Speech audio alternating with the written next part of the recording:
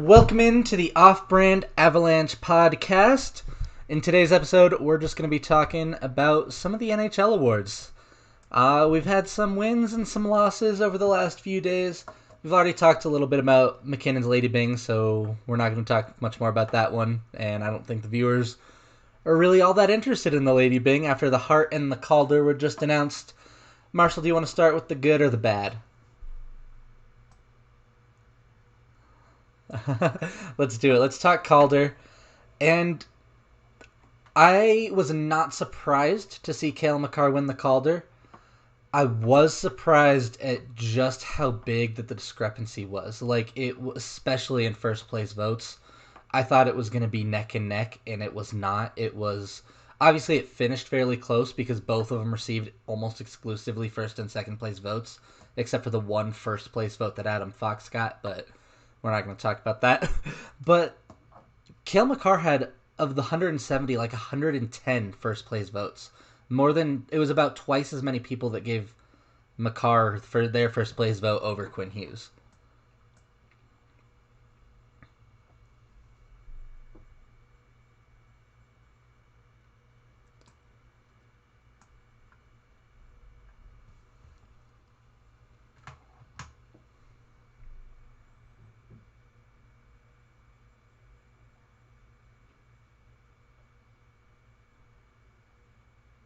Yeah.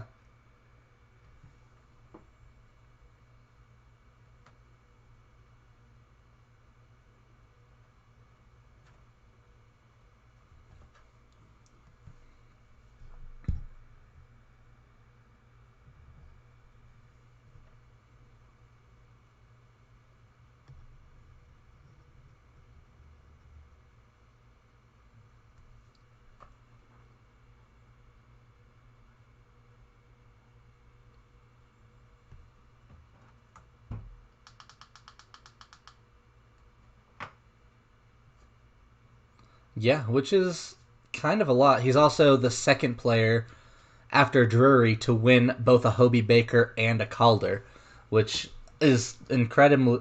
It's very impressive. He's kind of starting to rack up some of these trophies, and also finished tied with Zach Werenski for 8th in Norris voting.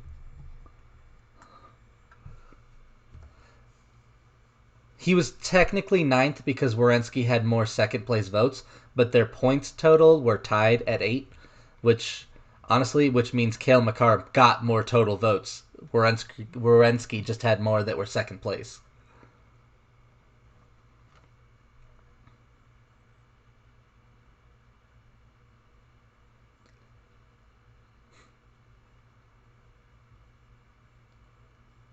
Heiskanen even an interesting one.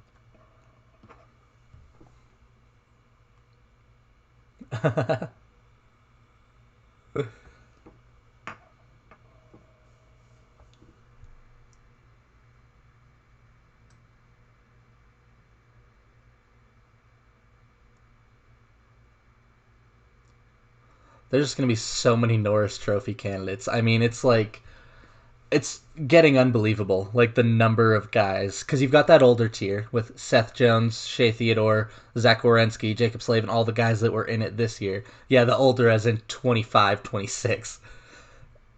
And then you've still got Heiskanen, Hughes, Provorov, and Makar, obviously. Dahlin. And that's not to mention that in next year, the 2021 draft class, you will probably see 4 defensemen off the board in the top 5 or 6 picks, including another Hughes.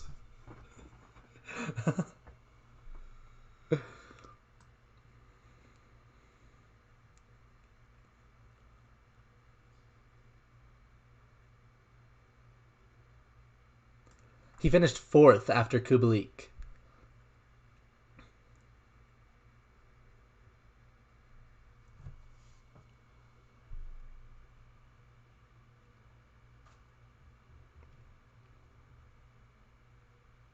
Yeah, and they're not even they're high skill scoring ability kind of defensemen too. It's not just like old school stay at home defensemen. They can do that. They're very good defensively, but they're also very very good offensively. And I would I think you're right. It's almost like there are as many high skill defensemen right now as there are high skill forwards.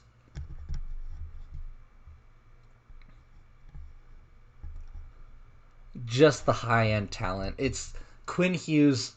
Yes, he is a very high end talent, but watching the two side by side, there Makar has that X factor, and it's just something special to see. It's hard to explain this to fans that only watched Hughes or only watched Makar, but it's the same thing you see when you watch Connor McDavid, the thing you see when you watch Nathan MacKinnon, the thing you see when you watch Sidney Crosby, that Makar has. That it's just some of the plays he makes. You're like, why did he even think to try that? Like, what player in the world can pull that off? What player like he makes the kind of moves that head fake on the breakout on the power play against Vegas is the one that stands out to me. First off, that I'm just like, just the the audacity to try that in the NHL and then for it to work and make seasoned veterans just look silly is something that Cale Makar has that's just incredible.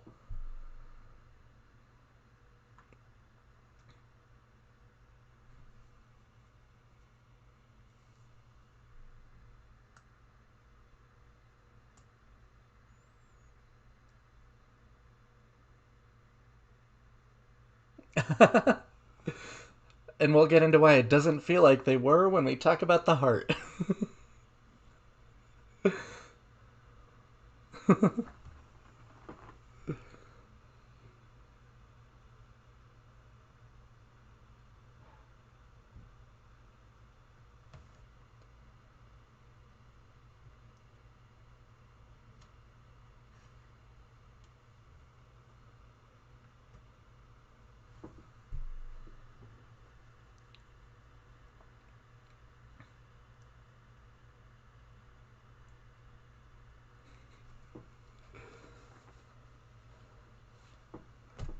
Yeah. And I mean, both guys, elite skaters, both guys, incredible shots, great puck movers. Both of these guys are, I believe, in their careers will at different times both be considered top five defensemen on a consistent basis. It's just like that one little notch above that, like Makar is able to turn it on. He's also very good in the clutch. We saw him in overtime in the Rangers game. We saw him have some rookie struggles in the playoffs, but all in all was very good, especially like in that Stars series aside from the big mistake in game 2, he was one of the best players on the rink consistently in that series.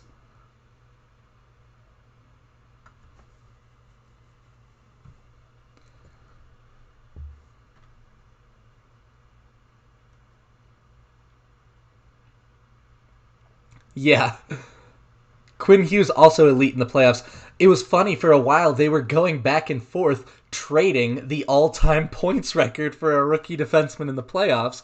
The way it finished, Hughes did have the single season record and Cale Makar had the overall record because of his games last year.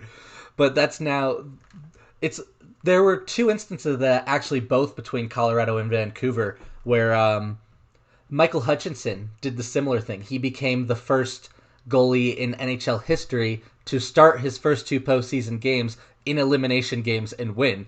And then the next day, Thatcher Demko became the second goalie to do it. And then it was a similar thing with Hughes and Makar. Just they were trading a record back and forth because it was whoever goes further is going to end up doing it.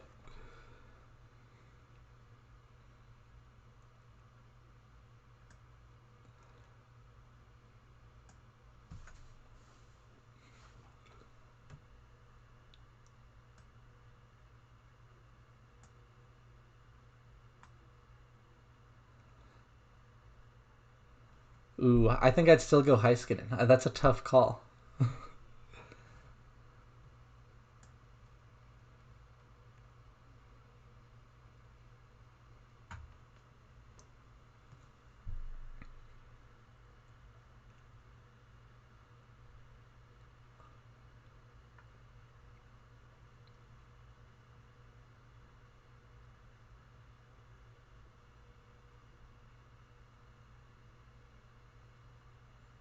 Yeah, it's I cannot wait for year two because if you want my bold prediction right now, I think that Cale Makar wins the Norris next year, and I think that partially because of what he did in the Norris voting this year. He finished eighth. If Cale Makar can increase his scoring output, if he hits 65, 70 points, I think he wins the Norris, and I think he will hit 65, 70 points, assuming an 82 game season. We don't know the full details on how long the season will be. But I think there's a good chance he wins the Norris because he's already won a lot of voters over. He's got 19 different writers are already thinking of his name when they're talking about the Norris because they already voted for him this year.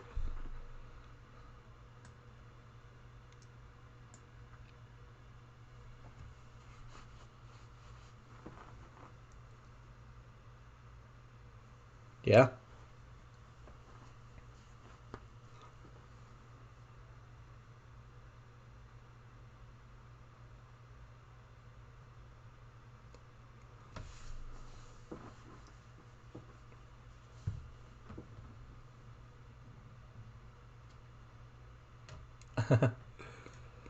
Yep.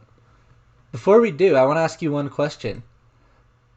Do you think an Av could in Vancouver, they were having this conversation all year of teammates winning the Calder back to back because Pettersson won it last year and Hughes won it.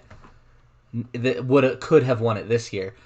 Do you think the Avs get into that conversation because you've got three guys I think that maybe have outside chances with Connor Timmins, Martin Kaut, and Bowen Byram? Do you think, if you had to guess, do you think any of them makes a run? I think I'm probably on the same page, but I do think Martin Kaut has an outside shot. The big holdup being that Lafreniere is probably going to run away with it.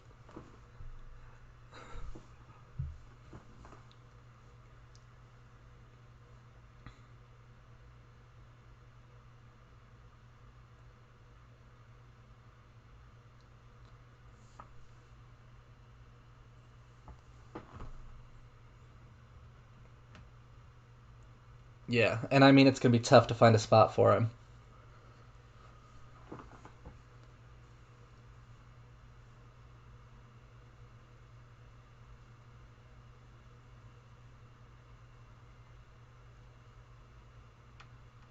Mm-hmm.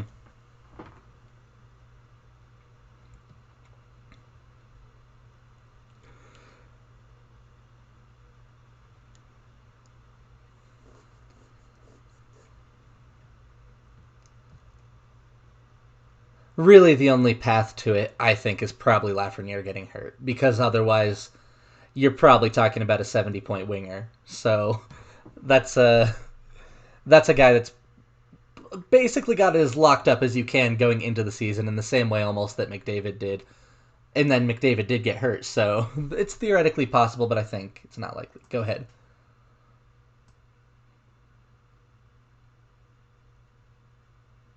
Yeah, he'll either be playing next to Zibanejad or Panarin, likely.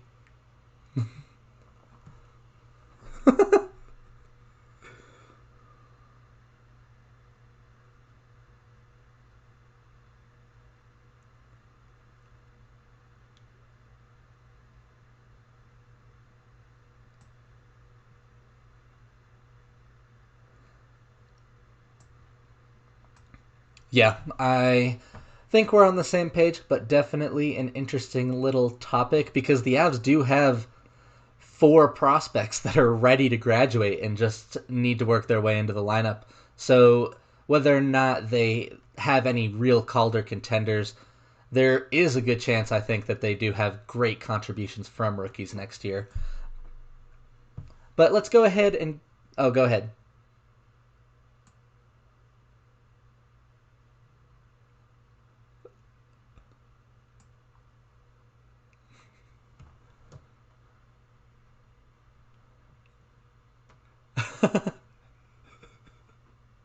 3 in a row.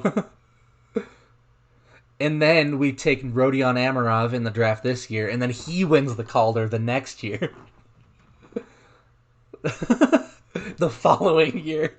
Let's just go down the line.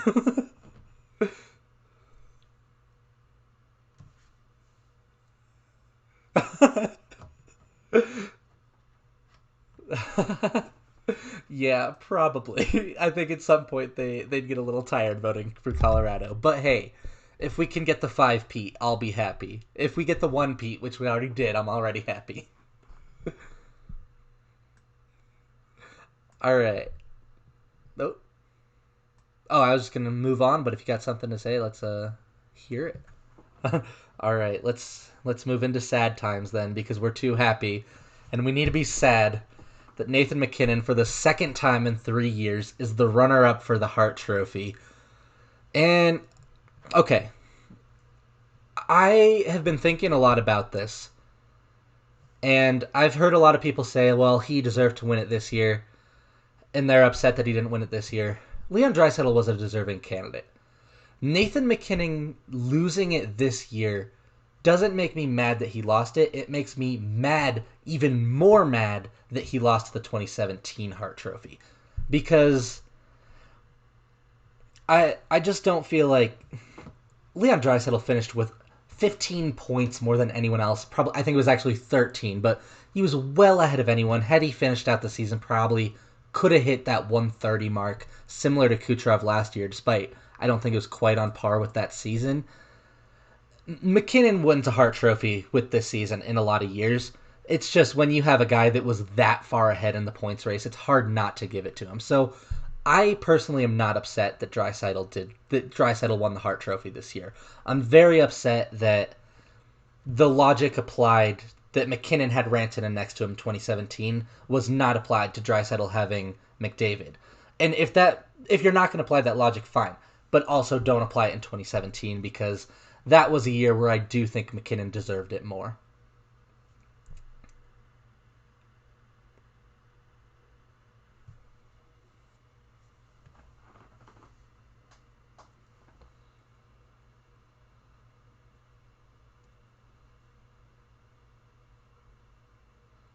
Yeah.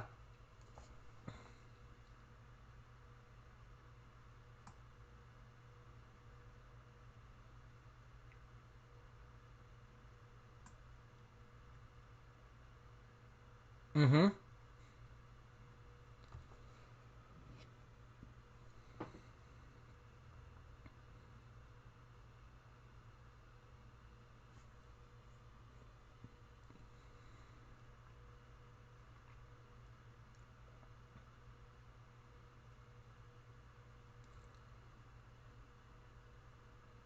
Yeah. And to me, the most frustrating aspect of it, and this would not have made a difference, but there were two voters who left MacKinnon off their ballot entirely, which is ridiculous. There's no argument to be made for that. That's just completely overlooking a guy. And I'm sure when they put together their ballots, if someone had brought up the name Nathan MacKinnon to them, they would have thought it through a little bit more and realized, oh, there's no way I can leave him outside my top five.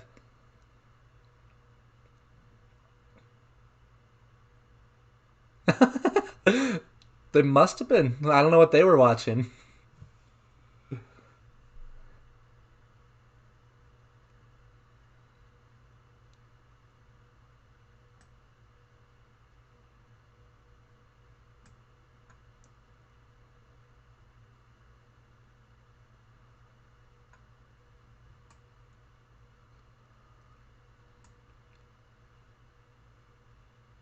Yep.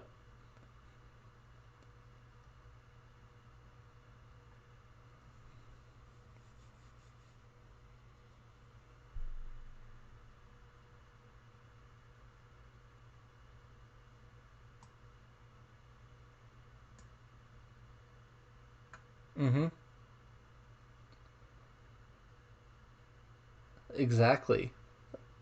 Likely could have won the West if the season had gone on. Like, they likely could have taken the 1 seed from the Blues.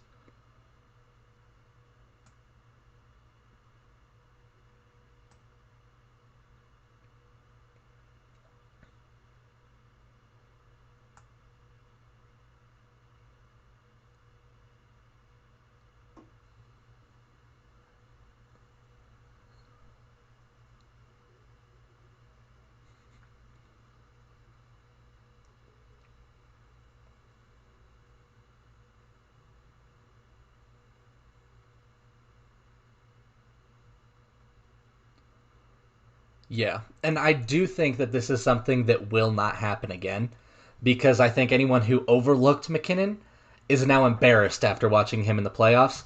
I think that even those who did vote for Mackinnon and put him at like 3, he is now on their radar because not only did they vote for him, they watched him absolutely take over in the playoffs. There used to be a debate about who was second in the league. You know, it was McDavid at 1, and then people said Crosby, people said Kucherov, people said McKinnon.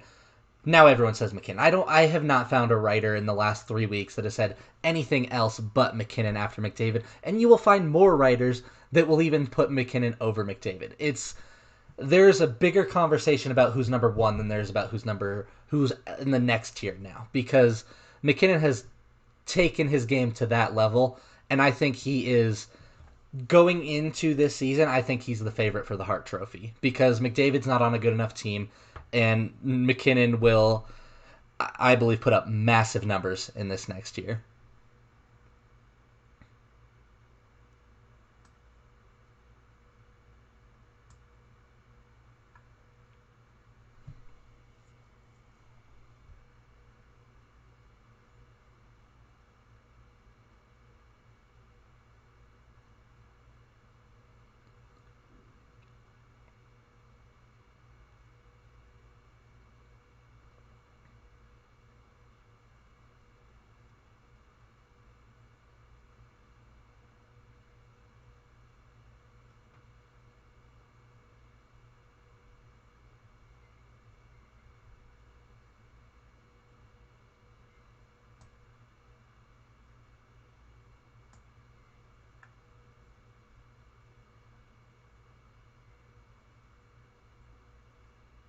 Yeah, I think that's insane. I don't know what they were watching. I'm sure, like I said earlier, I'm sure that it was just an oversight. If you talk to them while they were writing their ballots and they were looking up players, maybe they didn't put enough effort into it, and they came up with the first 5 names that came to mind, and Nathan MacKinnon happened to not be one of those. If you had brought up Nathan MacKinnon to them when they were writing their ballots, I feel like they probably would have said, "Oh, Nathan MacKinnon, that's I couldn't come up with that name. I bet, yeah, he's got to be in my top 5." So I think that had to have something to do with it, but we got to get into that whole conversation of who should be allowed to vote on this because if you're not going to take it seriously, there should be like consequences. Who the guy that put Tristan Jarry on his MVP ballot? Really? You think that we need to have a conversation about that? I want to see him make a case for that.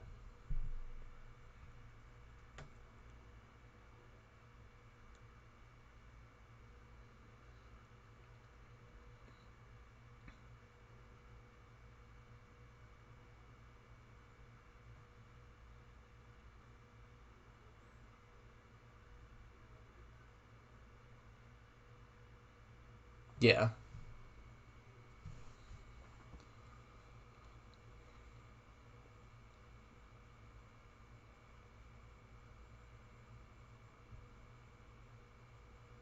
Nice.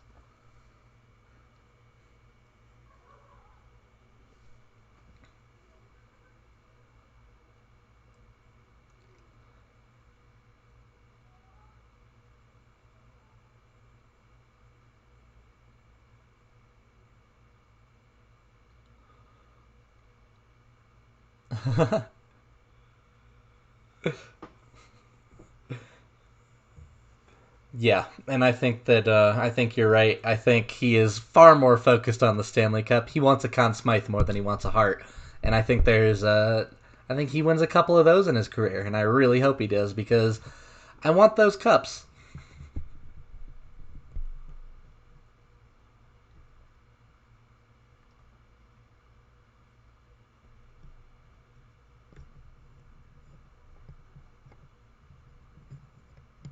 Absolutely, and he's 24 years old. I think he'll be okay. I think, like you said, he's going to win a couple. This is just when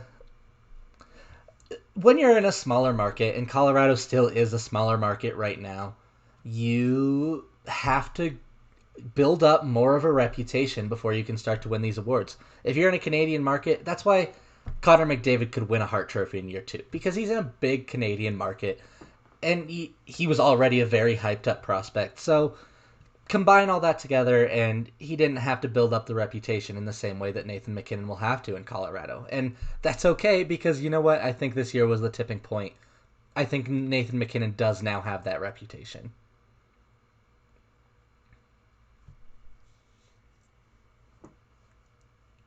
Yeah.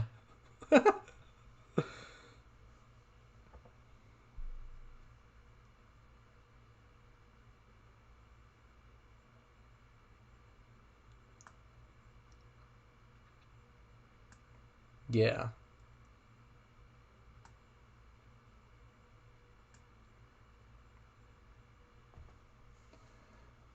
Exactly. And I think the fact that he's done it twice is somewhat underrated. You know, in 2017-18, when MacKinnon was a finalist, it was the thought was, oh, this was a great breakout year. Nathan MacKinnon's a very, very good player. Let's see him do it again before we call him elite. When you're a Hart finalist twice in 3 years, you are now, it's not a question anymore. It's you are one of the couple best players in the NHL. You're like one of that elite tier, the guys that are going to be here again and again and again. Just that every year in and year out, you're going to be a consistent producer, a consistent player of value for your team. Yeah, so he was almost a finalist again.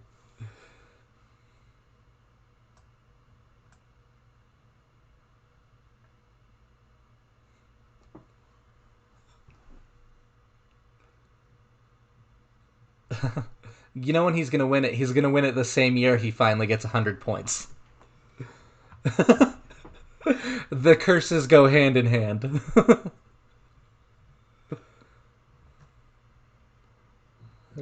Yeah, unless it's shortened, which it's looking more and more likely that it is shortened, especially after. I mean, they are still saying they want to play a full 82. I have a hard time envisioning them starting in January and then also playing a full 82.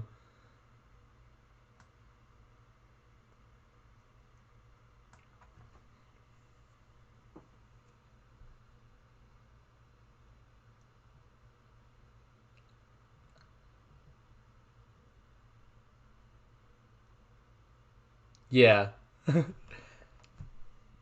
Maybe even just put like one game on New Year's Eve. Yeah, like the Winter Classic on New Year's Eve, and then just roll into the new year with hockey. Just have a full slate the next day.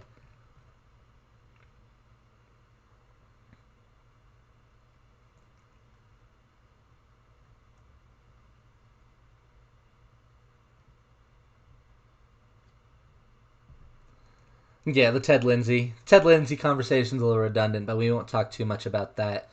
I will say the Norris, not that it wasn't deserving. I was a little bit surprised by it. I thought Carlson was going to win.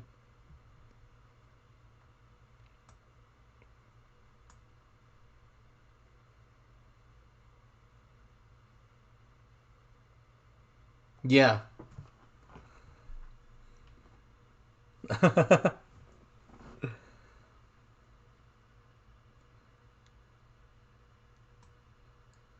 Yeah, exactly. I thought exactly. I thought they were going to look at Carlson's point total, look at his output, and say, "Oh, well, that's the Norris winner." But they did not do that. They gave it to Roman Yossi, who was very deserving, and I had a ballot, probably would have been my vote.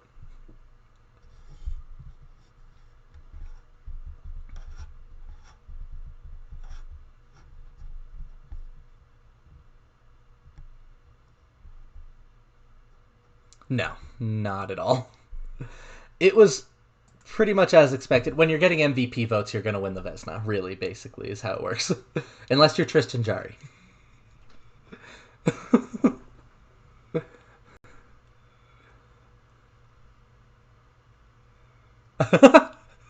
I don't know. I wonder if he thought it was the Vesna list. Like he mixed up his fives. He probably voted like David Pasternak is his fifth in the Vesna voting.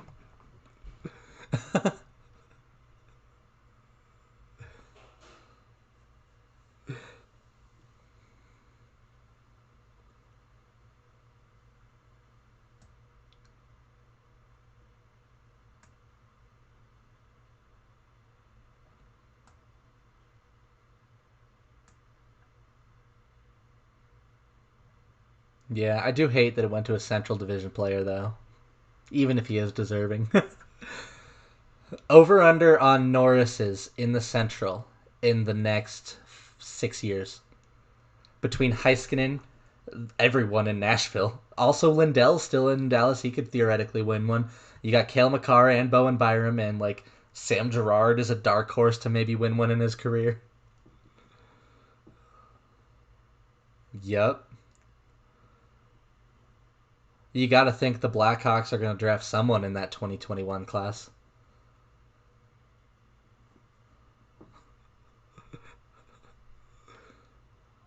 Yeah, I think that's a good place to put it. We'll see.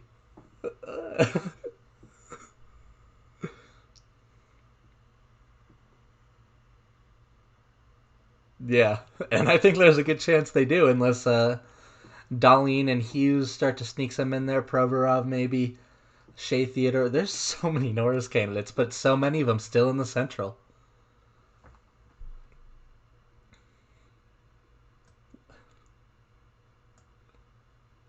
Yep. Hopefully he does it himself. And hopefully he just wins all six.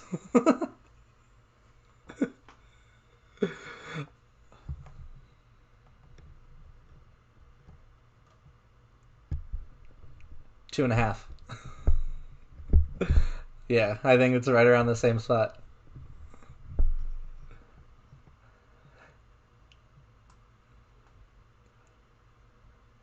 It's just gonna be like there's so much competition, like we've talked about over and over. But like it'll be tough because I'm sure he'll be a finalist on a regular basis. It's just like, are you ever gonna get that one year that definitively wins it?